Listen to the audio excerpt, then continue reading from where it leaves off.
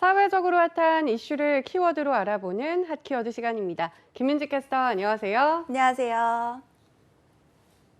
네, 비공개 내부 정보로 땅 투기에 나선 의혹으로 국민적 공분을 산 LH 사태. 이번 일로 공직자들을 향한 국민의 불신이 팽배해진 상황인데요. 이미 무너진 신뢰를 다시 쌓기 위해서 제도적 보완이 가능해졌습니다. 바로 이해충돌방지법이 국회 문턱을 넘어섰기 때문인데요.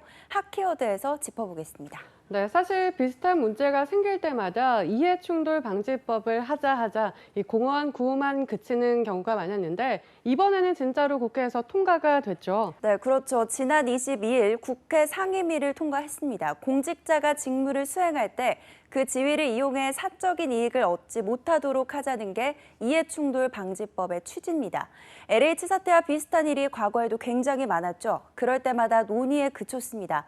사실 2015년 소위 김영란법이 만들어질 때 이 부분을 넣어야 한다는 논의가 있었지만 부작용이 더 클 수도 있다는 우려 때문에 통째로 제외가 됐었죠. 그리고 그 이후에도 여러 차례 법 제정 시도가 있었지만 번번이 좌절돼 온 이 이해충돌방지법이 이번 LH 사태 불끄기로 겨우 통과가 됐습니다. 네, 그렇다면 앞으로 자신의 지위를 사적 이익에 활용하는 일이 확실히 줄어들 수 있는 건지 구체적으로 어떻게 달라질까요? 네, 법안을 설명하면 아마 그때 그런 사건이 있었지 이런 생각이 먼저 드실 것 같아요. 이번 법안에는 공직자는 자신의 직무와 관련해서 사적인 이해관계가 있으면 이를 알게 된 날로부터 14일 이내에 신고를 하고 직무 회피 신청을 해야 하고요. 또 소속기관의 미공개 정보와 또 직무상의 비밀을 이용해서 재산상 이득을 취하는 행위도 금지됩니다. 이후 공직에서 물러나더라도 3년 동안 해당 법을 적용받게 되고요. 또 고위공직자로 임용이 될 때는 3년 이내 민간 부문 업무 활동 내역을 의무로 제출을 해서 고위공직자와 채용 담당 공직자 등의 가족은 국가공무원법 등에서 정하는 공채 등에 합격한 경우 등을 예외 상황을 빼놓고는 가족 소속의 공공기관과 산하기관, 또 공공기관이 투자한 자회사에 취업할 수 없게 했습니다. 네, 정말 하나씩 따져보니 다 비슷한 사건들이 계속해 있어 왔네요.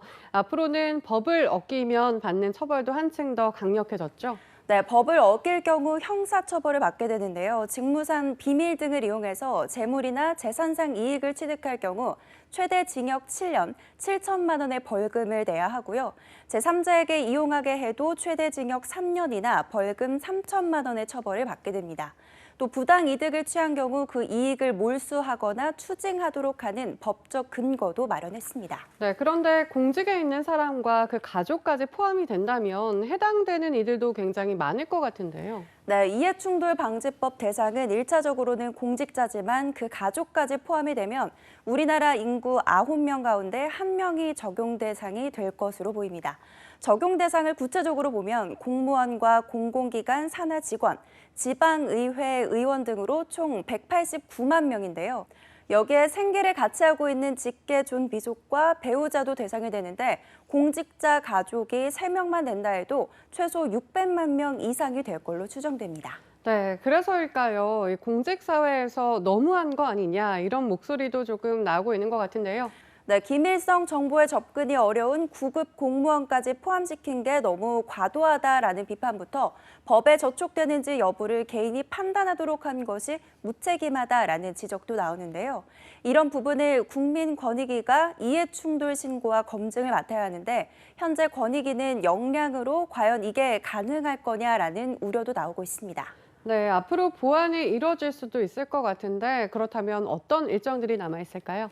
네, 국회 정무위를 통과한 이해충돌방지법은 앞으로 법제사법위원회를 거쳐서 오는 29일 본회의에서 최종 의결될 가능성이 큽니다.